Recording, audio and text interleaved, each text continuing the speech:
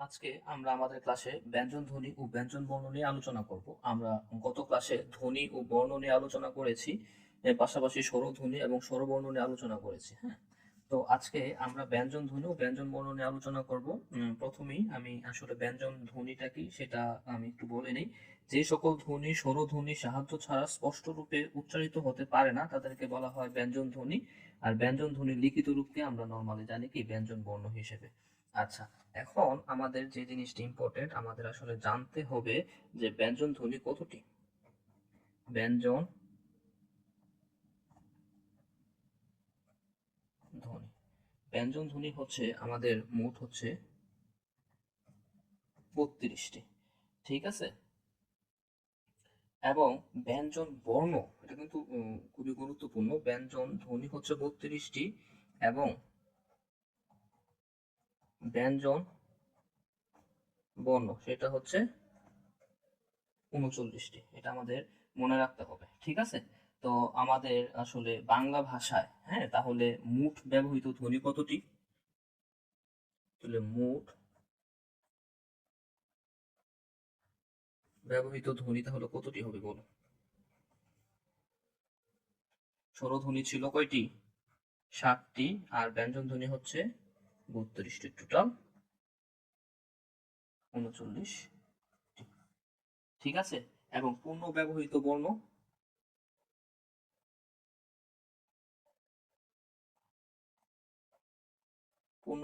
বর্ণ কয়টি বলো তো দেখি? 45টি। কতটি? 45টা, আমরা অনেকেই জানি। হ্যাঁ, আচ্ছা, এর মধ্যে কিছু বর্ণ আছে, এটা এমসিকিউর জন্য খুবই গুরুত্বপূর্ণ। সেটা নাম কি আমরা জানি? পরাশ্রয়ী। পরাশ্রয়ী বর্ণ। পরাশ্রয়ী বর্ণ কোনগুলা?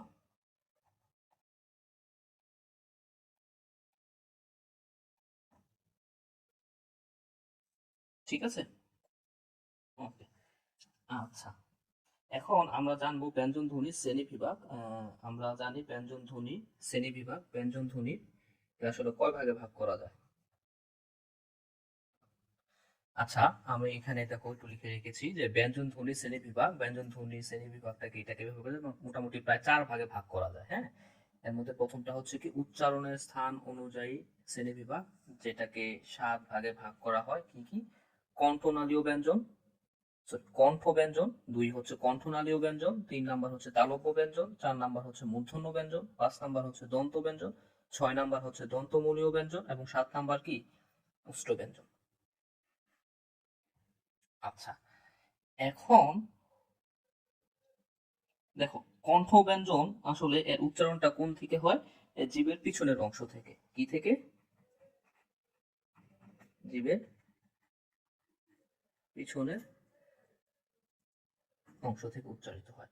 ঠিক আছে, তাহলে এর এর মধ্যে কি কি পড়ে? আমি যদি লিখি ক, খ, গ, ঘ এবং ঙ, তাহলে কণ্ঠ ব্যঞ্জনের উচ্চারণ স্থান হচ্ছে জিভের পিছনের অংশ, এবং হচ্ছে ক, খ, গ, ঘ, ও হচ্ছে কণ্ঠনালীয়, কণ্ঠ ব্যঞ্জন। আচ্ছা, এরপর আসি কণ্ঠনালীয় ব্যঞ্জন। এর উচ্চারণ স্থান হচ্ছে ধ্বনিধারে 2টি পাল্লা। ঠিক আছে, কি? ধ্বনিধারে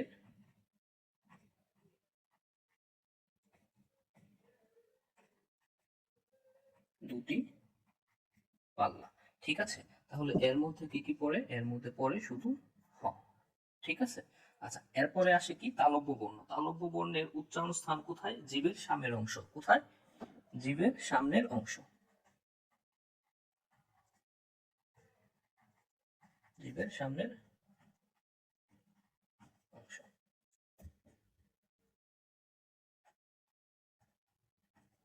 আচ্ছা, জীবের সামনের অংশ তো দেখো, এটা খুবই গুরুত্বপূর্ণ। এখান থেকে অনেক কোশ্চেন হয়ে থাকে। এর মধ্যে কি আছে? চ, ছ, চ, জহ, ইয়। এরপরে আছে দেখো সহ, অন্তস্থ অ এবং তালব্য।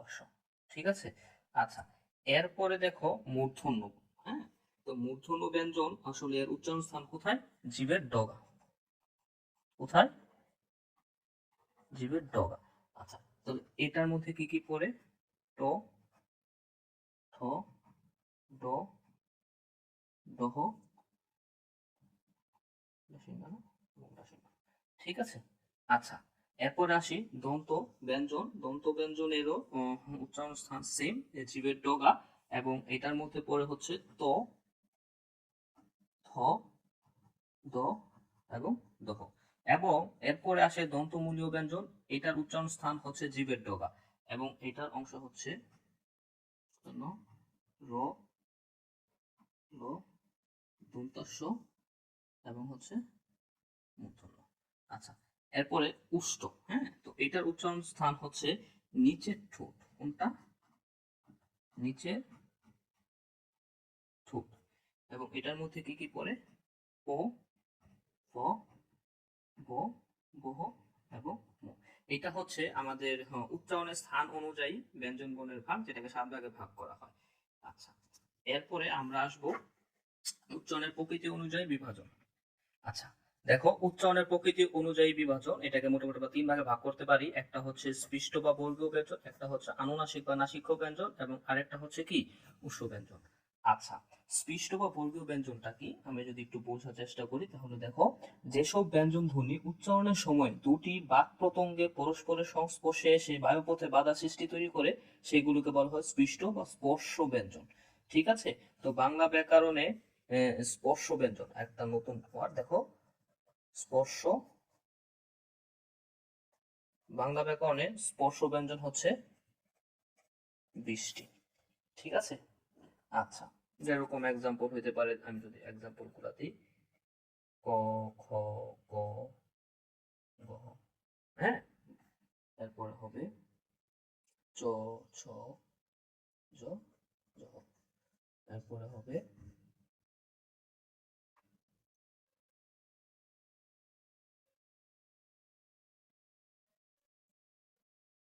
ত, থ, দ, দহ, এরপরে হবে প, ফ, ব, ম।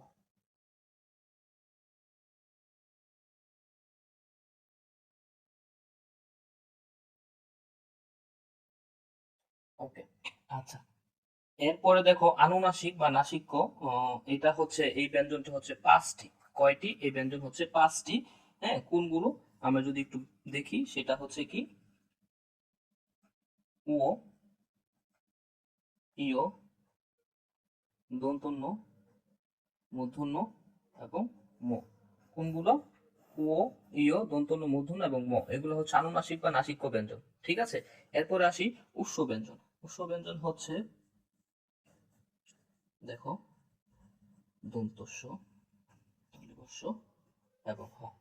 এর মধ্যে দেখো, দন্তস্ব এবং তালিবস্য, এটার আরো একটা নাম আছে, যেটাকে আমরা বলি শীষ ধ্বনি। ঠিক আছে।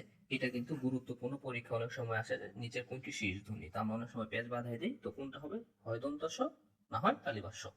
আচ্ছা, এই হলো আমাদের হচ্ছে কি বলে উচ্চারণের প্রকৃতি অনুযায়ী বিভাজন। আর হ্যাঁ, এখানে অনেক জায়গায় আসলে মূর্ধন্য স যুক্ত হয়ে থাকে। ঠিক আছে। আচ্ছা, এরপরে আমরা আসলে আলোচনা করব ধ্বনির কম্পন মাত্রা অনুযায়ী বিভাজন। কি? ধ্বনির কম্পন মাত্রা। আচ্ছা, দেখো, ধ্বনির কম্পন মাত্রা অনুযায়ী যদি বিভাজন করতে যাই, তো আমরা 2 ভাগে ভাগ করতে পারি। একটা হচ্ছে অঘোষ ধ্বনি, আর একটা হচ্ছে ঘোষ ধ্বনি। তো অঘোষ ধ্বনি কাকে বলে? যে ধ্বনি উচ্চারণের সময় স্বরতন্ত্রে অনুরণিত হয় না, তাকে অঘোষ ধ্বনি বলে। ঠিক আছে। তো আমরা আসলে কোনগুলো বুঝবো যে কোনগুলো অঘোষ ধ্বনি, এর জন্য আমাদের একটা টেকনিক আছে। সেই টেকনিকটা কি? বর্গের। বর্গের কি? প্রথম ও দ্বিতীয় ধ্বনি হচ্ছে অঘোষ ধ্বনি। ঠিক আছে। তাহলে অঘোষ ধ্বনি বর্গ বলতে কোনগুলো? যে যেরকম আমরা আসলে দেখি, ক, খ, গ, গহ, ও। তো এইটা হচ্ছে বর্গ। তো ধ্বনিগুলো, তো এটাকে আমরা বলি প্রথম, এটাকে বলি দ্বিতীয়, তৃতীয়, চতুর্থ, পঞ্চম। তেমনি ভাবে যে বর্গের যে প্রথম এবং দ্বিতীয় ধ্বনিটা আছে সেটাকে আমরা বলবো অঘোষ ধ্বনি। এক্সাম্পল আসলে কি থাকে, আমরা যদি বলি যেরকম ক খ, তারপরে হচ্ছে বৈর্গাজ্য জ।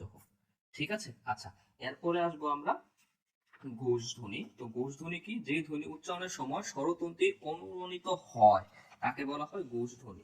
তো ঘোষ ধ্বনি কোনগুলো? ঘোষ ধ্বনি হচ্ছে বর্গের তৃতীয় এবং হচ্ছে চতুর্থ এবং হচ্ছে পঞ্চম ধ্বনিগুলো।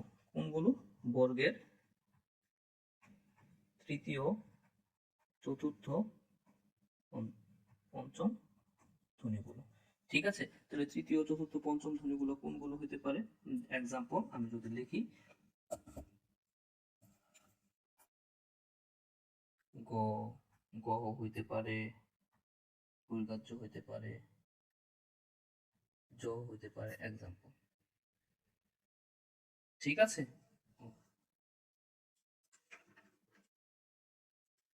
আচ্ছা এরপরে আমরা আসলে আলোচনা করব ধ্বনি সৃষ্টিতে বায়ুর প্রবাহ অনুযায়ী বিভাজন। আচ্ছা দেখো, বায়ুর প্রবাহ অনুযায়ী আমরা এটাকে দুই ভাগে ভাগ করতে পারি, একটা হচ্ছে অল্প প্রাণ ধ্বনি আর একটা হচ্ছে মহাপ্রাণ ধ্বনি। তো অল্প প্রাণ ধ্বনি কোনটা? যে ধ্বনি উচ্চারণের সময় বাতাসের চাপের স্বল্পতা থাকে। হ্যাঁ, আমরা যে ধ্বনিগুলো উচ্চারণ করি সেই ধ্বনিটা উচ্চারণ করার সময় যদি বাতাসের যে চাপ, সেই চাপটা যদি স্বল্পতা থাকে তাহলে সেই ধ্বনিগুলোকে বলবো আমরা অল্প প্রাণ। এবং যে ধ্বনি উচ্চারণের সময় বাতাসের চাপের আধিক্য থাকে তাকে বলবো আমরা মহাপ্রাণ ধ্বনি। ঠিক আছে, তো এখানে একটা হচ্ছে টেকনিক আছে, আমরা কিভাবে বুঝবো কোন ধ্বনিগুলো হচ্ছে অল্প প্রাণ এবং কোন ধ্বনিগুলো হচ্ছে মহাপ্রাণ। তো দেখো, ওই যে বর্গের প্রথম, তৃতীয় এবং পঞ্চম, হ্যাঁ কি, প্রথম, তৃতীয় এবং পঞ্চম এগুলা হচ্ছে অল্প প্রাণ ধ্বনি, এবং মহাপ্রাণ গুলা কত হবে? দ্বিতীয় ও চতুর্থ, এটা হবে মহাপ্রাণ ধ্বনি। তো আমরা একটু মনে রাখতে পারি, দেখো বিজুর গুলো হচ্ছে অল্প প্রাণ এবং জোর গুলো হচ্ছে মহাপ্রাণ ধ্বনি।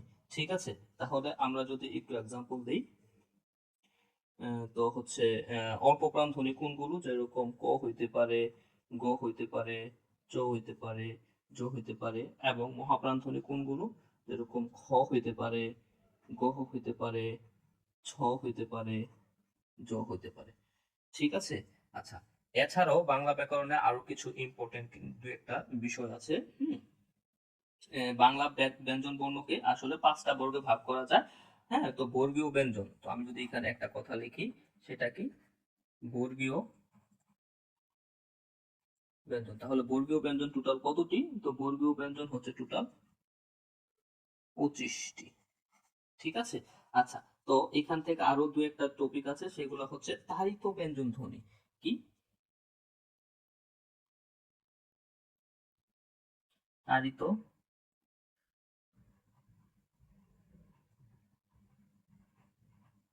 তাড়িত ব্যঞ্জন ধ্বনি। আর একটা আছে পার্শ্বিক ব্যঞ্জন ধ্বনি, এবং আরেকটা হচ্ছে কম্পনজাত।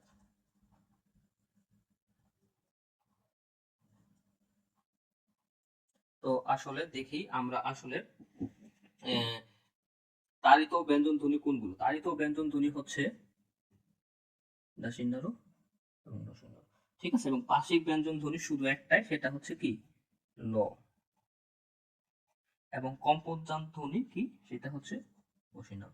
এবং এই তিনটা খুবই খুবই খুবই গুরুত্বপূর্ণ, যে কোনো চাকরি পরীক্ষা বলো, অ্যাডমিশন টেস্টের জন্য বলো।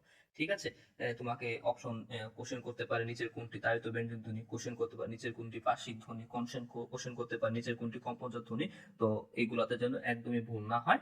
ঠিক আছে, তো তোমরা আজকের এই ক্লাসটি যদি ভালোভাবে মনোযোগ দাও, তাহলে তোমরা আসলে ব্যঞ্জন ধ্বনি এবং হচ্ছে ব্যঞ্জন বর্ণ সম্পর্কে কোনো রকম কোশ্চেন থাকার কথা না। আর যদি কোশ্চেন থাকে তাহলে ভিডিওর কমেন্ট সেকশনে জানিয়ে দাও, আমি তোমাদের উত্তর দিয়ে দিব। আর যদি আমার এই ভিডিওটি ভালো লেগে থাকে তাহলে আমার চ্যানেলটি সাবস্ক্রাইব করে বেল বাটনটি ক্লিক করে পাশে থাকুন। ধন্যবাদ।